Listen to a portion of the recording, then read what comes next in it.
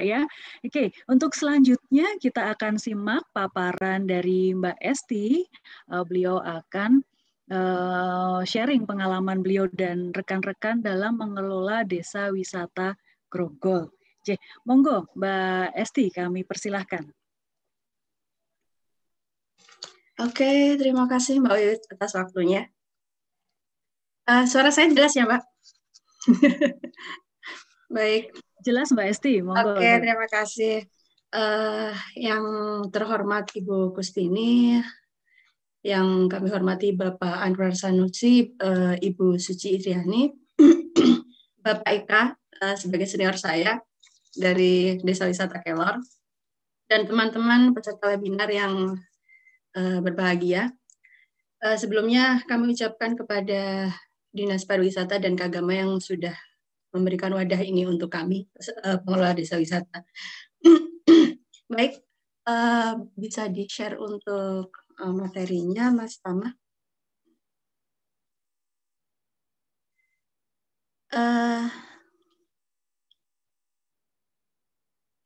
Oke, ya. Saya akan sharing kepada teman-teman bagaimana menjual potensi Alwi sebagai daya tarik desa wisata Grogol. Bisa di-share untuk videonya, Mas? Terima kasih.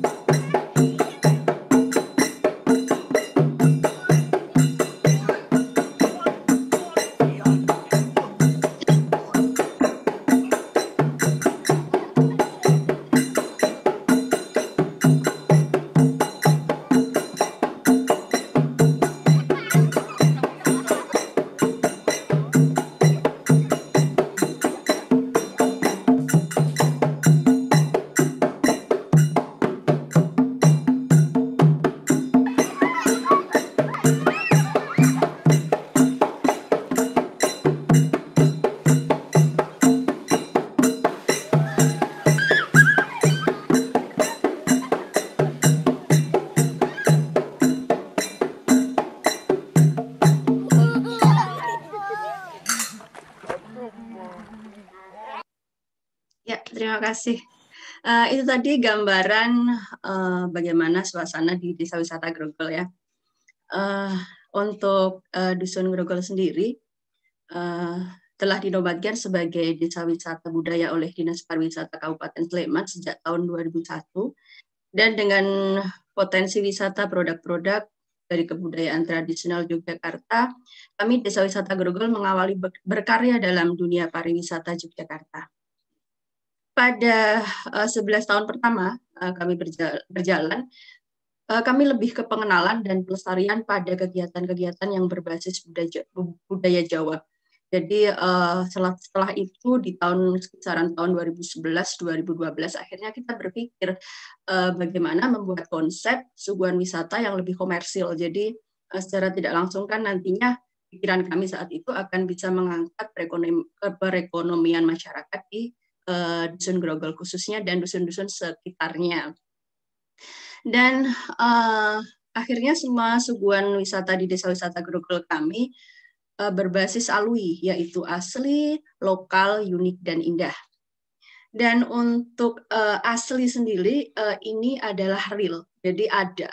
Jadi segala yang kita suguhkan, potensi yang ada di tempat kami itu ada benar-benar ada di tempat kami, dan tidak dibuat-buat, tidak dibikin-bikin, tidak contek sana, contek sini gitu ya istilahnya. Karena kami yakin bahwa apa yang ada memang ada asli di tempat kami itu akan bertahan. tidak akan tergeser gitu, jadi akan bertahan. Contohnya secara geografis kita ada di tengah persawahan, itu kan memang ada di tempat kami gitu, real gitu, dan ada aliran sungainya, kemudian mata air di Desa Wisata Grogol itu sungguh luar biasa banyak. Jadi alhamdulillah sampai sekarang semua wahana yang ada di tempat kita itu dialiri air langsung dari mata air, itu sudah sesuatu yang asli di tempat kami. Kemudian tradisi ritual budaya, karena memang kita basically adalah desa budaya ya, jadi itu juga yang asli dari tempat kami. Kemudian lokal, atraksi-atraksi tersebut memang berasal dari nenek moyang. Jadi sampai sekarang pun tetap ada, apalagi beberapa sebagai mata pencaharian dari masyarakat sekitar seperti jamu, kemudian wayang, itu kan memang ada yang bikin wayang untuk dipasarkan ataupun untuk dipakai sendiri, gamelan pun seperti itu gitu. Terus dan unik karena memang tidak semua tempat punya potensi seperti yang kita punya. Jadi sebenarnya dari asli lokal unik itu merupakan satu kesatuan di tempat kami, dan itu akhirnya kita kemas menjadi sesuatu yang indah. Jadi sesuatu yang kita yakin itu bisa dinikmati oleh tamu. Dan next Mas, kami bersyukur sampai saat ini kami sudah menjadi desa wisata mandiri seperti itu. Dan aktivitas desa wisata Grogol sebelum pandemi, paket wisata yang kami suguhkan selama ini sebenarnya lebih ke aktivitas yang berbasis alam dan budaya. Jadi terutama alam ya, karena sebelum pandemi trennya di Sleman ini memang semuanya yang ke alam. Jadi kegiatan-kegiatannya di tempat kami juga, di desa wisata kami juga itu ada kebanyakan ke outbound, kemudian river tubing, paket selusur sungai, trekking wisata. Jadi semuanya lebih ke alam karena memang trennya kemarin seperti itu. Kemudian semua kegiatan tersebut saat itu kan dilakukan hadir secara langsung dan berkelompok. Sehingga ketika dalam kondisi pandemik ini, aktivitas wisata di tempat kami menjadi mati suri. Kenapa mati suri? Karena kita ada, desa wisata kita ada, desa wisata Grogol itu ada, tapi tidak ada sama sekali kegiatan. Jadi benar-benar off, benar-benar cuman ada kerja bakti gitu ya. Itu pun 2 minggu sekali, dan yang pasti tidak ada pendapatan gitu. Biasanya kita yang tamu itu rata-rata sebulannya 1.000 orang per bulan, itu yang dalam kelompok besar. Dan biasanya sampai bookingnya itu sampai 2-3 bulan sebelumnya biar dapat tempat. Akhirnya sekarang sama sekali tidak ada. Itu sudah merupakan pukulan yang berarti buat kami pengelola desa wisata. Dan untuk itu kami berpikir kami tidak bisa seperti ini terus. Setelah beberapa bulan pandemi, setelah Maret sampai beberapa bulan yang lalu, akhirnya kita berpikir kalau mindset kita menunggu tamu seperti zaman dulu, itu pasti nggak akan berubah karena kita nggak tahu sampai kapan pandeminya. Akhirnya kita bersepakat nih, kita harus memang itu yang harus kita lakukan, bahwa kita harus beradaptasi dengan pandemi. Kita harus bersahabat dengan pandemi. Oleh karena itu, bisa next Mas, minta tolong. Kami melakukan mitigasi permasalahan wisata yang ada di desa wisata Grogol. Permasalahan yang pertama yaitu regulasi berkumpul dalam pandemik.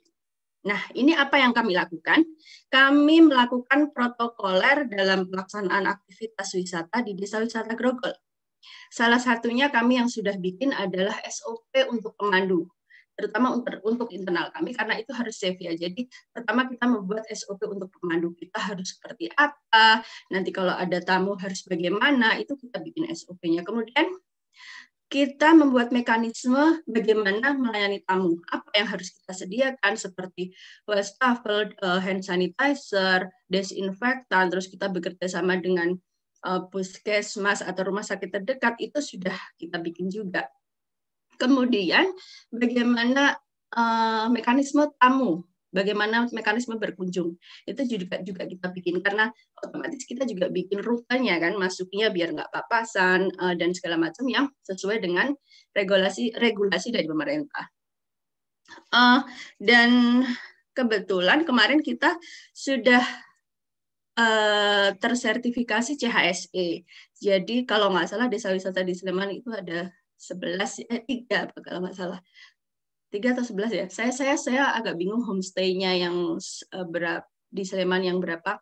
Yang pasti homestay dan atraksi desa wisata kami sudah tersertifikasi. Ya, ini salah satunya. Kemarin akhirnya kita sudah dapat, jadi kita sudah punya stiker iDuker nih. Balik lagi Mas ke yang tadi, Mas. Dan untuk permasalahan yang kedua, ketakutan masyarakat untuk berwisata. Nah, ini menjadi masalah yang serius juga karena apa-apa takut gitu kan. Nah, ini dari sini akhirnya kita membuat event-event kecil bagaimana untuk membangkitkan keinginan masyarakat untuk berwisata. Dan dengan sedikit mengubah mindset, jangan terlalu takut gitu lah. Selama kita menggunakan protokol kesehatan yang tepat, itu akan tetap aman. Kita memberi pengertian seperti itu. Dan akhirnya karena kemarin trennya bersepeda, kita bikin pospit. Jadi dengan ibu-ibu yang menyediakan kulinernya sederhana aja, yang penting hidup gitu. Jadi seperti bubur deso, kalau di Jogja kan bubur deso, kemudian ada gorengan, kemudian ada kue-kue tradisional yang memang ada di sekitar tempat kita gitu. Jadi itu sudah kita lakukan. Kemudian ada ritual budaya di petilasan, karena di tempat kami ada petilasan Sunan Kalijaga gitu. Biasanya ada ritual budaya itu dulu sebelum pandemi, itu sebulan sekali atau sepasar sekali, kalau di kalender Jawa 35 hari sekali ya, itu dilakukan. Tapi karena ada pandemi, akhirnya sama sekali tidak dilakukan. Dan ini sudah kita mulai, entah itu 2 bulan sekali, sepasar sekali, 35 hari sama 35 hari, 70 hari sekali. Itu sudah kita lakukan, dan dengan mengenalkan ke masyarakat, gini loh, caranya bisa menyelenggarakan, tapi juga dengan aman. Itu sudah kita mulai. Kemudian permasalahan ketiga yaitu keterbatasan paket wisata yang sesuai dalam kondisi pandemik. Nah, ini karena kita biasanya paketnya untuk paket besar semua ya, 50 ke atas, 50 packs ke atas. Akhirnya dari sini kita harus membuat penyesuaian untuk paket kita. Jadi kita nggak mungkin dong bisa menjual lagi yang seperti itu. Akhirnya kita bikin paket-paket karena target kita adalah yang pertama perorangan. Perorangan kita sudah berjalan walaupun masih pelan-pelan gitu. Kemudian paket kelompok kecil kita perbaikin, yang tadinya kelompok besar akhirnya kita bikin kelompok kecil dengan maksimal yang ditentukan. Kemudian unggulan kami untuk saat ini yaitu paket family. Kenapa paket family? Karena sekarang saya aja, kalau seandainya kita mau jalan-jalan, atau teman-teman sebagian besar mungkin begitu ya, kalau mau jalan-jalan kan mesti takut tuh kalau rombongan, aduh aku takut gitu. Lah, biasanya terus kalau saya pribadi, kita naik motor sendiri sekeluarga atau naik mobil sendiri gitu ya, terus berangkat. Nah, dari situ kita berkaca, berarti yang bisa masuk nanti untuk ke depan adalah paket family. Akhirnya kita bikinlah beberapa bulan yang lalu itu paket family. Sebenarnya sebelum pandemi pun sudah kita bikin, tapi kita bagusin lagi, kita kemas lagi. Akhirnya menjadi paket family dari 5 sampai 7 orang gitu, seperti itu. Next, Mas. Selanjutnya. Oke, lanjut lagi.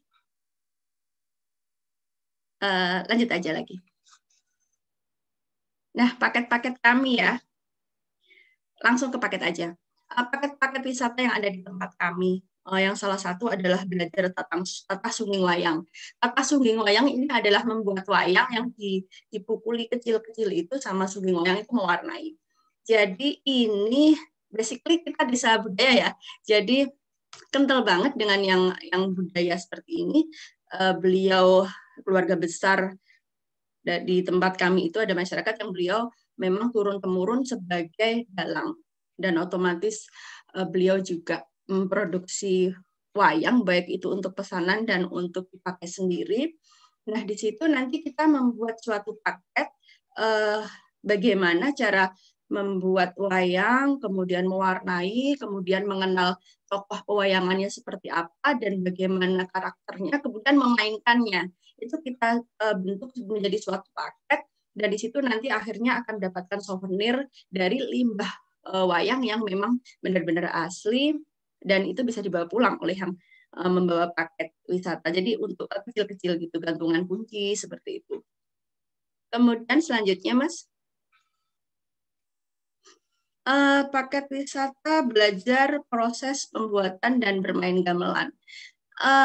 Di tempat kami yang mempunyai sanggar seni itu banyak. Bahkan tadi kalau yang dalang itu satu dusun aja dengan dalang terbanyak mungkin ada di dusun Grogol ya, bukan desa ya, dusun ya kalau di sini. Kemudian gamelan pun demikian. Ada yang bisa untuk tempat pemesanan, untuk reparasi, dan akhirnya di sini kita membuat suatu paket di mana bisa belajar bagaimana sih prosesnya, melihat prosesnya, kemudian bagaimana sih cara main gamelan seperti itu. Itu menjadi paket yang menarik juga karena termasuk paket ringan ya. Selanjutnya,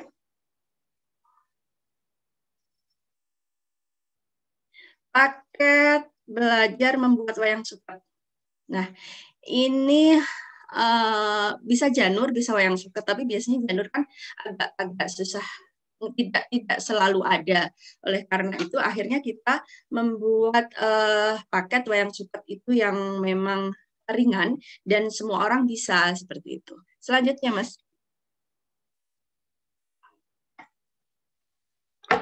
Ini adalah, sebentar saya sambil ngecas laptop. Paket selanjutnya yaitu paket pertunjukan seni tradisi. Kembali lagi, basically kita desa budaya, jadi masyarakat yang ada, bapak-bapak, ibu-ibu, pemuda, itu di sini semua mempunyai paguyuban kebanyakan, baik itu mereka rutin untuk belajar gamelan, karawitan, belajar ketoprak, jadi pemandu kami dari yang muda sampai yang sepuh-sepuh itu, tua-tua pun bisa main ketoprak, kemudian ada jatilan, jadi ketika ada tamu yang meminta paket secara dadakan pun, tidak by booking pun, kita juga bisa melayani seperti itu. Next, Mas.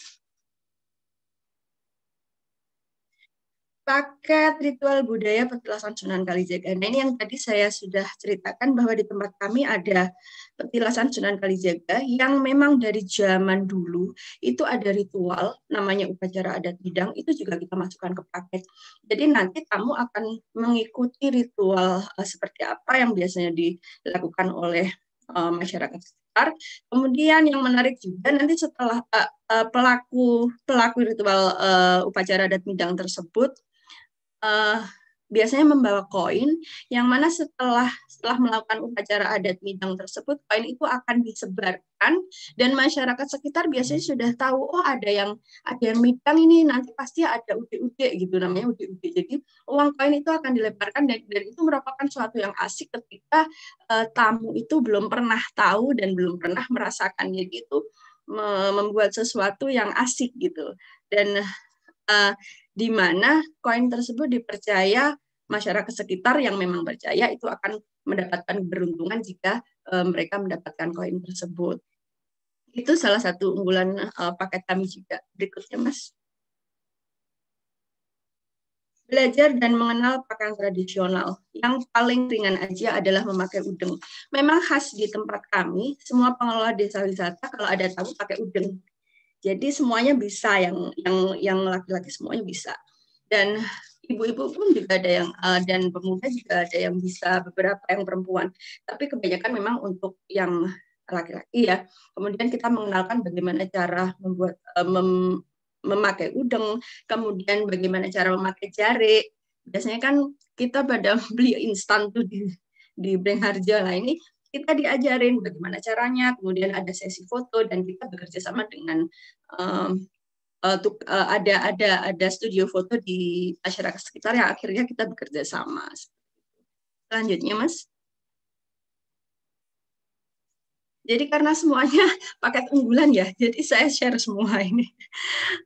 Kemudian paket wisata yang lebih unggul lagi, semuanya unggulan, gimana dong? Belajar membuat jamu tradisional. Di sini biasanya tamu akan disuguhkan jamu itu sudah jadi untuk welcome drink biasanya, baik di homestay maupun di paket-paket wisata yang alam. Akan tetapi di sini kita buat bagaimana potensi yang ada ini dari yang ibu jamu itu kita kemas, bagaimana tamu itu bisa menikmati dari di kebun toganya, memilih rempah-rempahnya, kemudian menumbuknya, kemudian ikut meres-meres komposisinya seperti apa, dan akhirnya sampai menikmatinya. Nah, itu akan menjadi suatu pengalaman yang berkesan untuk tamu-tamu kami, seperti itu. Selama ini sih seperti itu, karena kemarin kita sudah beberapa kali trial ya untuk paket family ini, dan alhamdulillah dengan sambutan yang luar biasa dari tamu. Kemudian belajar membuat jamu gula semut ini juga sesuatu yang unik karena orang yang tidak tahu prosesnya bagaimana dari bahan yang sama dan berupa cairan tadi akhirnya diproses demikian rupa, disangrai, akhirnya membuat kristal-kristal yang itu nanti kalau diseduh jadi jamu juga. Nah, itu nanti buat oleh-oleh untuk dari Desa Wisata Grogol untuk jamunya, seperti itu. Selanjutnya, Mas, ada belajar membuat gerabah dan melukis gerabah. Kami juga ini ya, banyak yang pembuat genteng dan bata, juga termasuk mainan kecil-kecil kayak kendi-kendi gitu, jadi akhirnya bisa diwarnain. Yang selanjutnya, jemparingan atau panahan. Ini safe ya, karena kita sudah ada SOP-nya dari lama, jadi ini juga kita angkat. Yang selanjutnya, Mas. 2 menit lagi ya, Mbak Esti. Oke, siap. Sedikit lagi nih, Mbak. Paket bertali tradisional, biasanya kan hanya gimana tanam padi, gimana membajak sawah. Nah, ini kita bikin paket bagaimana dari mulai membajak sawah, menanam padi, memanen dengan ani-ani itu, kemudian ditumbuk, dilesung, memisahkan antara beras dan gabahnya tadi, sampai akhirnya biasanya kita pakaikan dengan paket selanjutnya, Mas. Paket makan nasi wiwit itu adalah tradisi di mana nasi tumpeng wiwitan itu akan disuguhkan ketika akan memanen. Nah, itu nanti setelah itu makan di tengah sawah, kebetulan kita juga memang di tengah sawah. Nah, itu merupakan sesuatu yang menarik gitu kan. Dan selanjutnya, Mas, 2 lagi.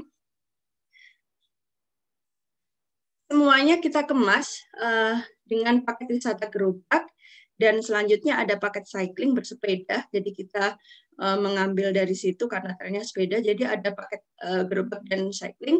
Itu kita buat paket bagaimana berwisata dari pos satu ke pos yang lain sesuai dengan request dari tamu, seperti itu.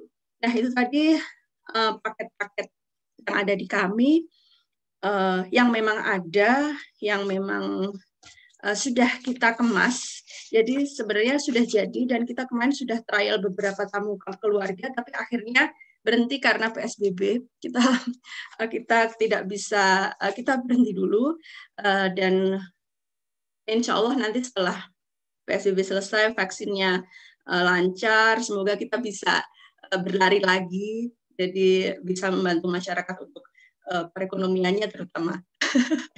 Baik, terima kasih banyak. Ini Instagram kami. Kalau mau follow, monggo silahkan. Terima kasih banyak. Makasih Mbak Wiwit atas waktunya. Matur suwun Mbak Esti, ini tadi wah menarik sekali ya Mbak. Saya jadi pengen ke sana. Belum pernah Mbak Esti, padahal dekat aja sebetulnya. Padahal dekat aja. Jadi sempat mengalami kondisi mati suri begitu ya. Bahasa Karena kami, pandemi ini, karena biasanya paket yang ditawarkan adalah datang langsung berkelompok dalam jumlah banyak begitu ya. Ketika pandemi ini ada pembatasan macam-macam, ini jadi sempat mati suri. Tapi kemudian teman-teman dari Deswita Grogol perlahan-lahan bisa mulai bangkit gitu ya, dengan menyusun protokol berdasarkan kenormalan baru, menyelenggarakan aktivitas-aktivitas yang ringan dan melibatkan tidak terlalu banyak orang, juga membuat paket-paket wisata yang baru. Kalau tadi dari yang saya lihat yang dipaparkan Mbak Esti tadi, Grogol ini benar-benar menjual pengalaman berwisata begitu ya. Tepat seperti yang tadi disampaikan Bu Suci tadi, yang harusnya ya memang seperti itu gitu. Nah, ini